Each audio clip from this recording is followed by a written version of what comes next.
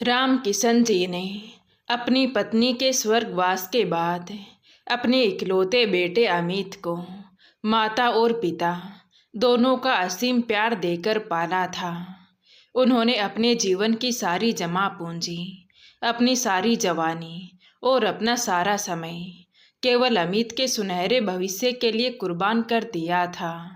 उन्हें आज भी याद है कि कैसे वे अपने बेटे को कंधे पर बिठाकर मीलों घुमाया करते थे, उसे मेले में ले जाते थे और उसके एक बार रोने पर पूरा घर सर पर उठा लेते थे। लेकिन आज उसी अमित के पास अपने बूढ़े पिता के पास बैठकर उनके दिन भर का हाल पूछने के लिए 2 मिनट का समय भी नहीं था।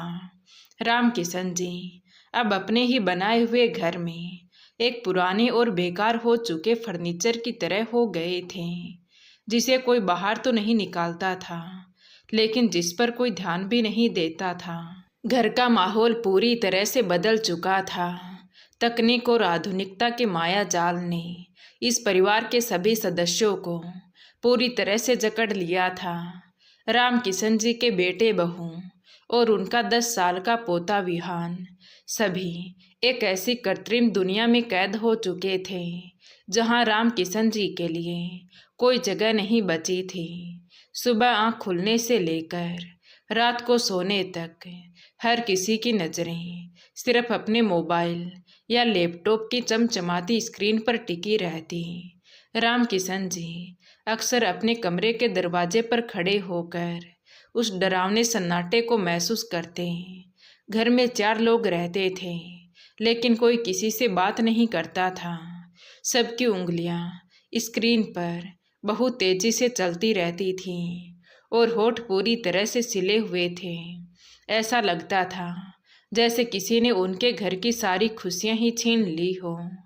राम किशन जी के लिए ये अकेलापन किसी भयानक सजा से कम नहीं था। वो दिन भर अपने खाली कमरे में बैठे रहते और पुरानी यादों में खोए रहते। उनकी आंखें दरवाजे की तरफ इसी आस में टिकी रहती कि शायद कोई अंदर आएगा और उनसे प्यार से 2 बातें करेगा। लेकिन उनका ये इंतज़ार कभी ख़त्म नहीं होता था।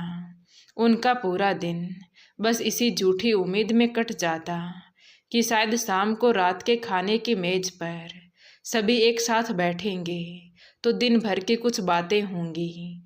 लेकिन ऐसा कुछ नहीं होता था। एक शाम राम किशन जी ने सोचा कि आज वो अपनी उदासी को पीछे छोड़कर एक नई शुरुआत करेंगे। उन्होंने बहुत उम्मीद के साथ अपने कपड़े बदले और डाइनिंग टेबल की तरफ चल दिए। उन्होंने मन ही मन तय किया था कि आज वो अपने पोते विहान को अपने बचपन का कोई बहुत ही मज़ेदार किस्सा सुनाएंगे। डाइनिंग टेबल पर खाना परोसा जा चुका था। मेज पर कई तरह के स्वादिष्ट पकवान सजे हुए थे, लेकिन वहाँ का दृश्य देखकर राम किशन जी का सारा उत्साह एकदम से ठंडा पड़ गया। अमित अपने मोबाइल फ़ोन पर किसी विदेशी क्लाइंट को एक बहुत लंबा ईमेल टाइप करने में पूरी तरह मगन था। नेहा अपने आईपैड पर कानों में मशीन लगाकर किसी नए फैशन के कपड़ों का वीडियो देखने में खोई हुई थी और उनका प्यारा विहान वो भी अपने महंगे फ़ोन में कोई रेसिंग गेम खेलने में इतना व्यस्त था कि उसे अपने आसपास की दुनिया की कोई खबर ही नहीं थी। राम किशन जी ने चुपचाप अपनी कुर्सी खींची और भारी मन से बैठ गए। खाने के गर्म बर्तनों से भाप उठ रही थी, लेकिन उस कमरे के अंदर के रिश्तों में एक बहुत ही डरावनी और भयानक ठंडक जमी हुई थी। किसी ने राम किशन जी की तरफ एक बार भी नज़र उठाकर ये तक नहीं देखा कि वो वहाँ आ गए हैं या नहीं। कमरे में केवल चम्मच और प्लेटों के टकराने की बेजान आवाज़ ही उस भारी सन्नाटे को तोड़ रही थी। राम किशन जी ने अपने अंदर हिम्मत जुटाई, अपना गला साफ किया और विहान की तरफ देखकर एक बहुत ही प्यारी और मासूम सी मुस्कान के साथ कहा, विहान बेटा, आज तुम्हारे स्कूल में क्या हुआ? तुम्हें पता है, जब मैं तुम्हारी उम्र का था तो हमारे पास ये सब मशीन नहीं होती थी। हम लोग स्कूल के बाद नदी के किनारे गिल्ली मिट्टी के घरौंदे बनाने जाते थे। एक बार की बात है, मेरे बचपन के दोस्त ने, राम किशन जी ने बहुत ही खुशी से अपनी बात शुरू ही की थी कि विहान ने बिना अपनी नजरें हटाए बहुत ही चिढ़ते हुए और तेज आवाज में कहा, प्लीज़ दादाजी, अभी मुझे परेशान मत करो, मेरा गेम बहुत अहम मोड पर है। आप हमेशा अपनी वही पुरानी बातें लेकर बैठ जाते हो जिसमें मुझे कोई मज़ा नहीं आता। मुझे शांति से खेलने दो। ये सुनकर राम किशन जी के दिल पर जैसे किसी ने भारी हथौड़ा मार दिया हो। उनके अंदर का सारा उत्साह और उनकी सारी उम्मीदें एक ही पल में चकनाचूर हो गई। उन्होंने बहुत ही उम्मीद भरी और नम आँखों से अपने बेटे अमित की तरफ देखा। उन्हें लगा कि शायद एक बेटा अपने पिता का ये अपमान नहीं सह पाएगा और अपने बेटे को बड़ों से बात करने का सही तरीका सिखाएगा।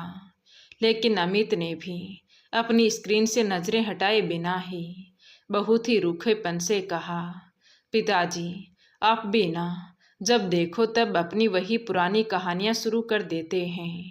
अब ज़माना बहुत बदल गया है। बच्चा खेल रहा है, उसे खेलने दीजिए। दिन भर तो बेचारा स्कूल में पढ़ाई करता है, अब थोड़ा एंजॉय कर रहा है तो आप उसे फालतू में परेशान कर रहे हैं। राम किशन जी के पास कहने के लिए अब एक भी शब्द नहीं बचा था। उनकी आधी बोली हुई कहानी उनके गले में ही किसी नुकीले कांटे की तरह चुभने लगी। उनके बूढ़े और कमज़ोर हाथ हल्के हल्के कांपने लगे थे। वो अपनी प्लेट में परोसे गए खाने को बस एक टक देखते रहे, जब उनके लिए पूरी तरह से बेस्वाद और जहर के समान हो चुका था।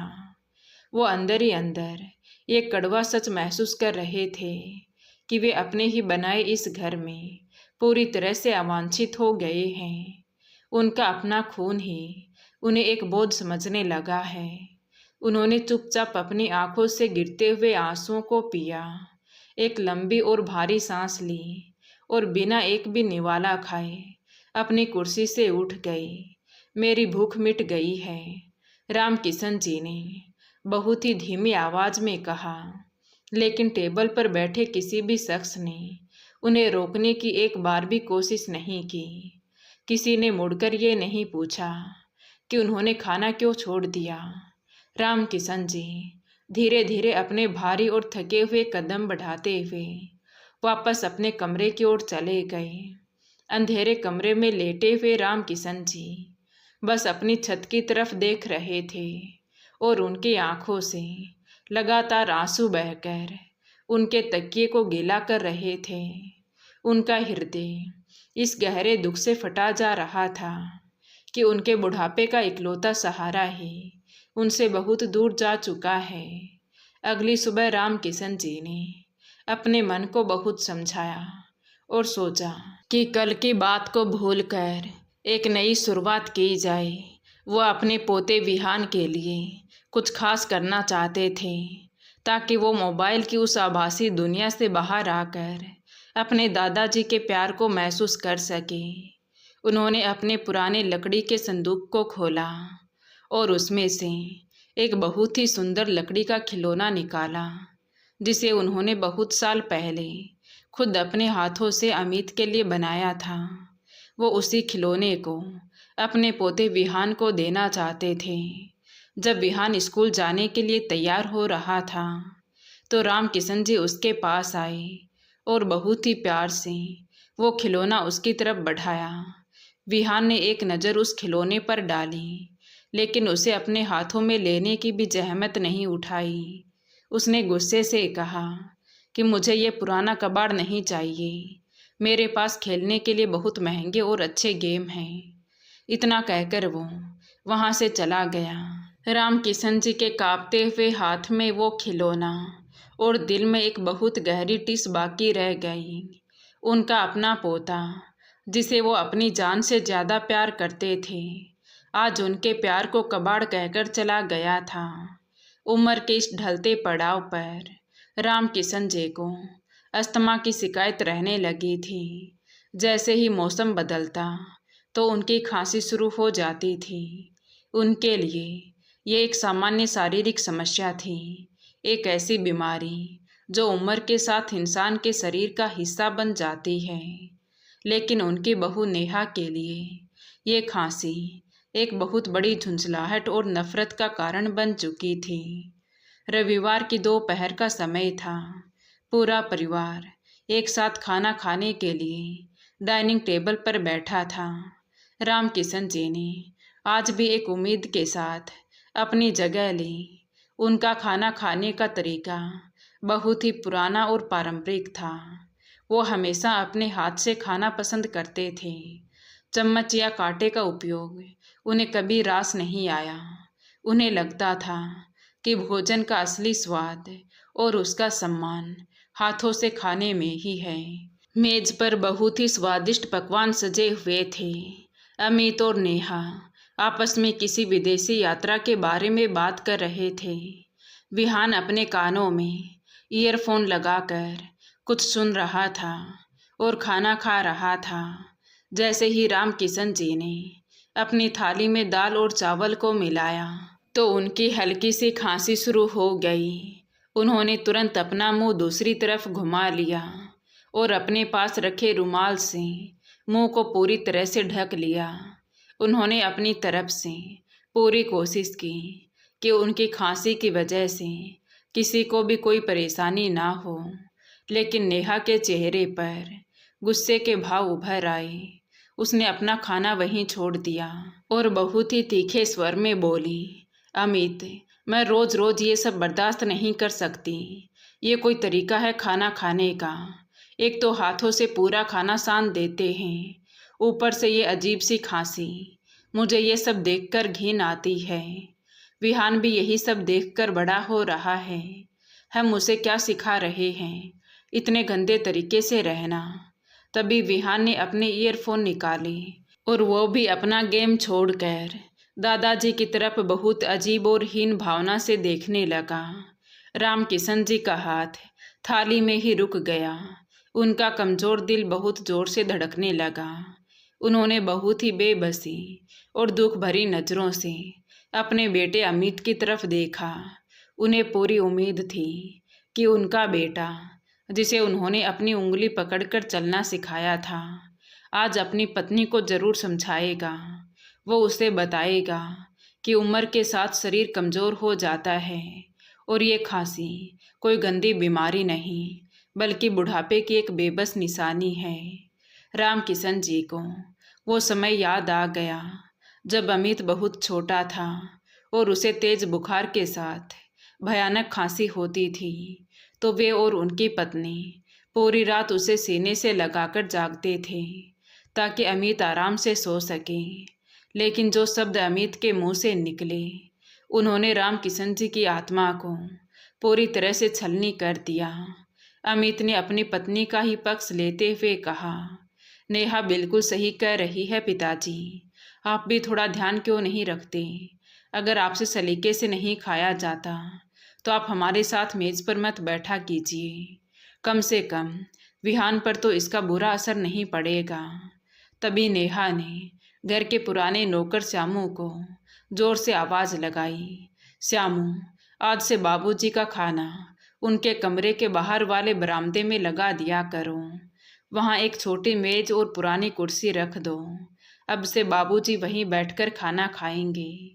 ये केवल एक कुर्सी या मेज बदलने की बात नहीं थी, ये एक पिता को उसके ही बनाए हुए घर से बेदखल करने का फरमान था।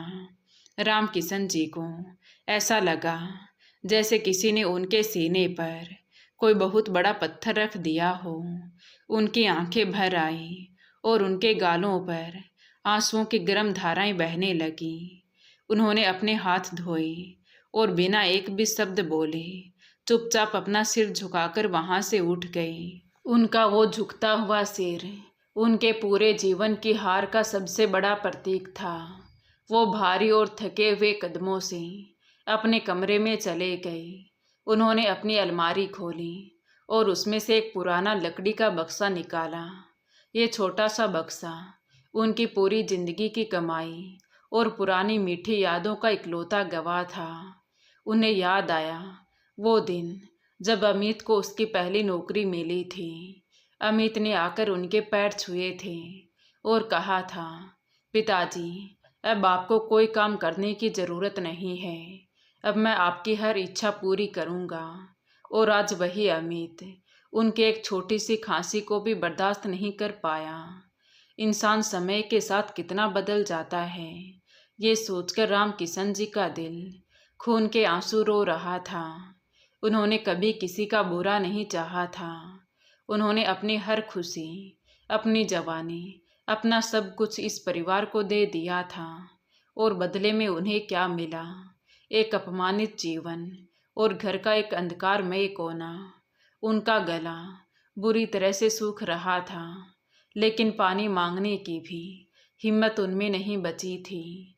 उन्हें डर था कि कहीं पानी मांगने पर फिर से उन्हें अपनी बहू या बेटे से कोई कड़वी बातें ना सुनने को मिल जाए।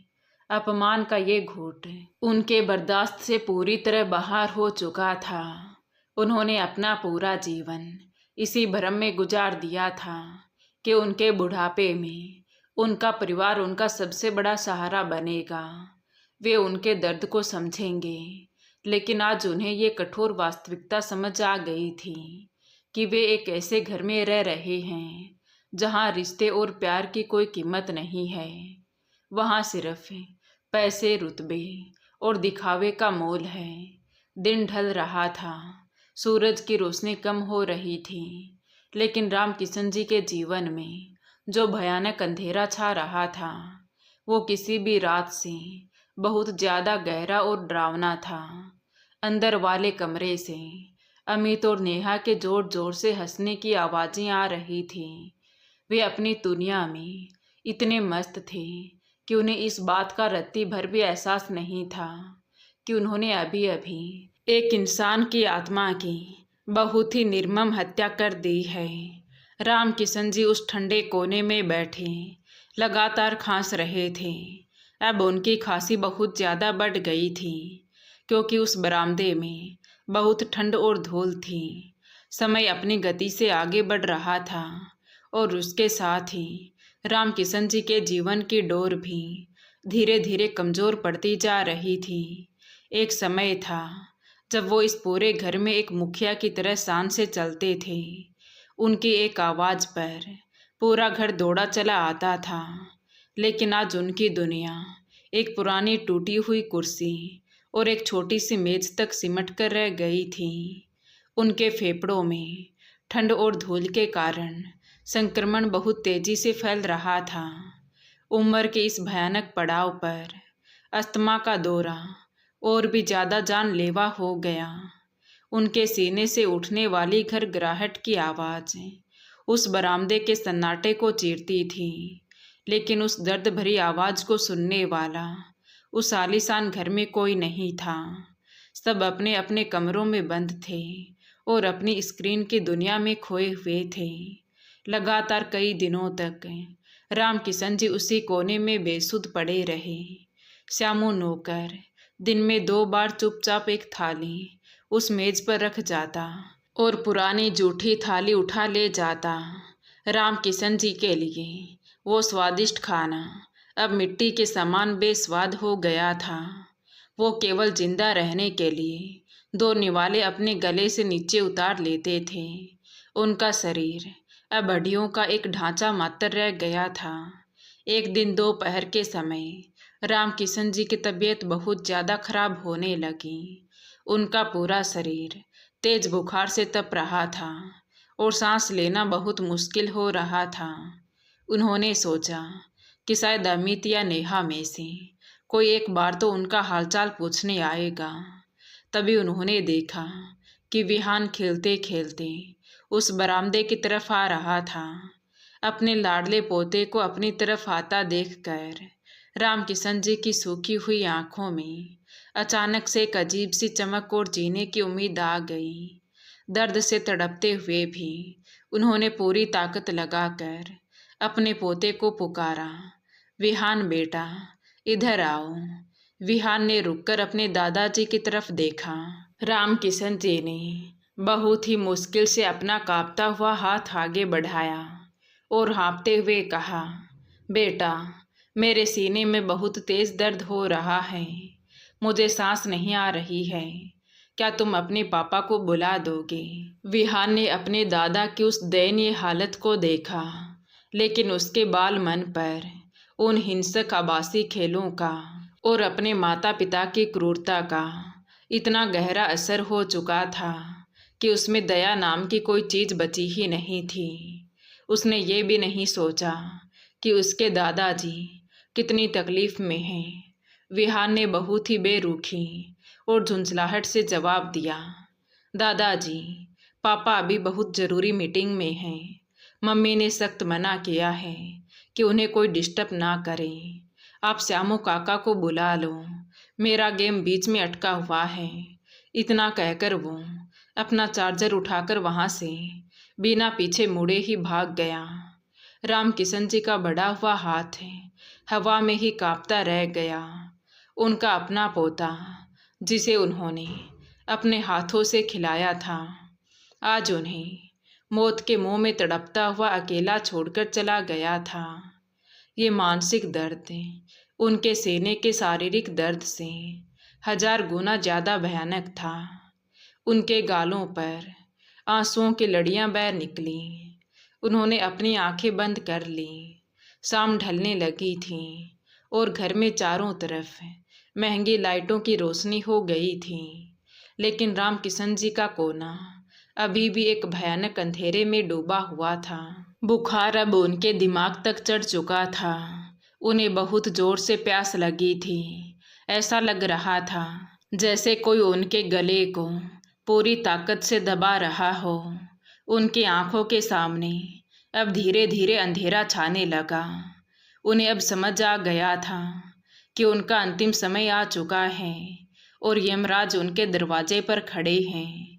उनके दिमाग में बस एक ही ख्याल चल रहा था कि काश मरते समय उन्हें अपने बेटे की गोद मिल जाती। काश वो एक आखिरी बार अमित और विहान के चेहरे को देख पाते। उनकी आधी खुली आंखें दरवाजे की तरफ टिकी हुई थी, इस झूठी उम्मीद में कि शायद अमित को अपने पिता की आवाज़ आई होगी। शायद वो अभी भागता हुआ दरवाज़ा खोलकर बाहर आएगा और उन्हें अपने मजबूत हाथों से उठा लेगा। लेकिन वो बंद दरवाज़ा एक पत्थर की दीवार की तरह अडिग था। रात का अंधेरा गहराता जा रहा था। उनके चेहरे पर जो दर्द था वो अब एक अजीब सी शांति में बदलने लगा था, जैसे उन्होंने इस दुनिया और इस निर्मोही परिवार से हमेशा के लिए हार मान ली हो। उनका शरीर धीरे धीरे ठंडा पड़ने लगा था। अगली सुबह अमित के महंगे फ़ोन का अलार्म बजा और उसने अपनी आंखें मलते ही सबसे पहले अपने ऑफिस के ईमेल चेक करने शुरू किए। नेहा ने भी बिस्तर से उठते ही अपना आईपैड उठाया और अपनी सोशल मीडिया की दुनिया में पूरी तरह से खो गई। विहान भी अपने कमरे में जाग चुका था और स्कूल जाने के लिए तैयार होने की बजाय अपने बिस्तर पर लेटा हुआ एक नया ऑनलाइन गेम खेलने में व्यस्त था। घर की रसोई में कॉफ़ी मशीन के चलने की आवाज़ आ रही थी। किसी को भी इस बात का रत्ती भर भी एहसास नहीं था कि कल रात इसी छत के नीचे कितनी बड़ी और भयानक अनहोनी घट चुकी है। नाश्ते की मेज़ पर आज फिर वही परिचित खामोशी छाई हुई थी। सभी अपनी अपनी स्क्रीन्स में घुसे हुए थे और बिना एक दूसरे की तरफ देखे नाश्ता कर रहे थे। तभी घर का पुराना नौकर श्यामू बहुत तेजी से दौड़ता हुआ आया और घबराई हुई आवाज़ में बोला, छोटे मालिक, बाबूजी उठ नहीं रहे हैं। मैंने जो खाना कल रात को रखा था वो भी वैसे के वैसा ही पड़ा है। वो ज़मीन पर औंधे मुंह गिरे हुए हैं। श्यामू की ये बात सुनकर अमित को कोई चिंता नहीं हुई, बल्कि उसे थोड़ी झुंझलाहट हुई। उसने अपनी नज़र अपने मोबाइल फ़ोन से बिना हटाए बहुत ही लापरवाही से कहा, श्यामू, तुम भी ना बिना बात के घबरा जाते हो। पिताजी की पुरानी आदत है ज़मीन पर सोने की। रात को उन्हें उस पुरानी कुर्सी पर नींद नहीं आई होगी, तो वही ज़मीन पर लेट गए होंगे। तुम जाकर अपना काम करो, मैं अपनी इस मीटिंग के बाद जाकर देखता हूँ। नेहा ने भी मुंह बनाते हुए अपनी चाय का घूंट लिया और बहुत ही कठोरता से कहा, इनका तो रोज़ का नया नाटक है। कल रात से बस हमारा ध्यान खींचने के लिए कुछ ना कुछ करते रहते हैं। तुम फालतू में परेशान मत हो श्यामू, वो आराम से सो रहे होंगे। श्यामू बेचारा चुपचाप वहाँ से चला गया, लेकिन उसका दिल गवाही नहीं दे रहा था। इस बीच 2 घंटे और बीत गए। अमित की मीटिंग खत्म हुई।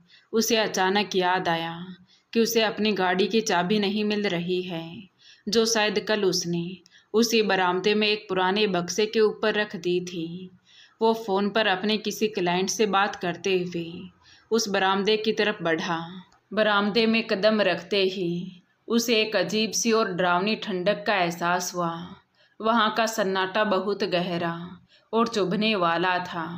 ऐसा लग रहा था जैसे वहाँ की हवा भी पूरी तरह से थम गई हो।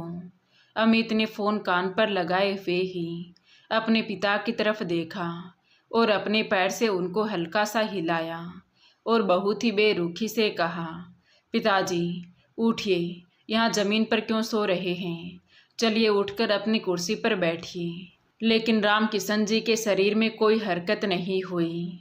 अमित का माथा ठनका। उसने तुरंत फ़ोन काटा और नीचे झुका। उसने जैसे ही अपने पिता के कंधे को पकड़कर सीधा करने की कोशिश की, उसके पूरे शरीर में बिजली सी दौड़ गई। राम किशन जी का शरीर बर्फ़ की तरह पूरी तरह से ठंडा हो चुका था और पूरी तरह से अकड़ गया था। अमित के हाथ पूरी तरह से कांपने लगे। उसका गला एकदम से सूख गया। उसने बहुत घबराते हुए अपने पिता के चेहरे को सीधा किया और अपनी कांपती उंगलियों को उनकी नाक के पास रखा। उनकी सांसें हमेशा के लिए थम चुकी थी। उनका सीना एकदम शांत था, उसमें अब कोई धड़कन नहीं बची थी। अमित के गले से एक बहुत ही भयानक और दर्दनाक चीख निकल गई, पिताजी।